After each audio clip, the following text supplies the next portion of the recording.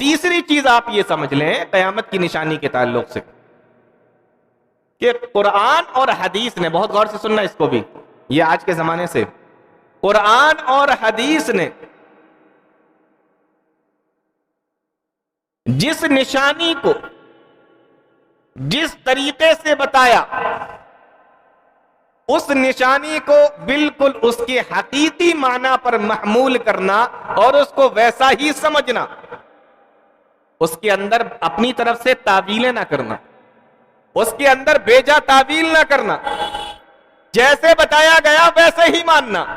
مثال کے طور پر حدیث کے اندر آیا کہ آخری وقت میں دجال آئے گا، ہے کہ نہیں؟ حدیث کے اندر بہت ساری حدیثوں کے اندر ہے آخری وقت میں دجال آئے گا۔ اب لوگوں نے کیا کہا؟ یہ جو انٹرنیٹ ہے نا، یہی دجال ہے۔ یہ کیا ہے؟ یہ تعویل ہے، یہ اپنی طرف سے بنایا ہوا معنی ہے۔ جب نبی نے فرمایا کہ دجال آئے گا تو دجال آئے گا۔ اب کوئی یہ کہے کہ انٹرنیٹ دجال ہے، تو اب لوگ اس سے کہتے ہیں کہ وہ تو کانا ہوگا، اس کی ایک آنکھ ہوگی، کانا ہوگا۔ تو کہتے ہیں دیکھو یہ جو کانا ہے نا، حدیثوں کے اندر آیا، اس سے مراد فائٹر پلان ہے، پلین جو ہوتے ہیں نا، جہاز، فائٹر لڑاکو جہاز، بولے اس سے مراد یہ کانا ہوگا، کانے سے مراد فائٹر پلان، یہ لڑاکو جہاز۔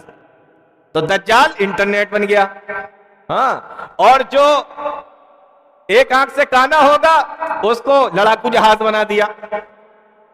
یہ کیا ہے؟ یہ اپنی طرف سے تعویل کی جا رہی۔ ایسے ہی حدیث کے اندر آیا کہ قیامت سے پہلے دریائے فرات جو عراق کے اندر ہے، دریائے فرات عراق کی مشہور نہر ہے، اس دریا کے اندر سونے کا ایک پہاڑ نکلے گا، اور اس سونے کے چکر میں دنیا کے لوگ آپس میں لڑیں گے۔ اللہ کے نبی صلی اللہ علیہ وسلم فرماتے ہیں کہ جس کے زمانے میں وہ سونے کا پہاڑ نکلے، میں اپنے امتیوں سے یہ کہہ کے جا رہا ہوں کہ اس سونے کے قریب بھی نہ جائے۔ نبی نے منع فرما دیا۔ اب کیا کہا؟ یہ سونے کے پہاڑ کا کیا کیا انہوں نے؟ سونے کے پہاڑ کو کہنے لگے کہ دیکھو یہ سونے کا پہاڑ حقیقت میں کوئی سونے کا پہاڑ نہیں ہے، بلکہ اس سے مراد پیٹرول ہے، کہ پیٹرول نکلے گا اور اس کو بیچ کر لوگ مال کمائیں گے، سونا کمائیں گے۔ تو سونے کے پہاڑ کو پیٹرول کا کنواں بنا دیا، تیل کا کنواں بنا دیا۔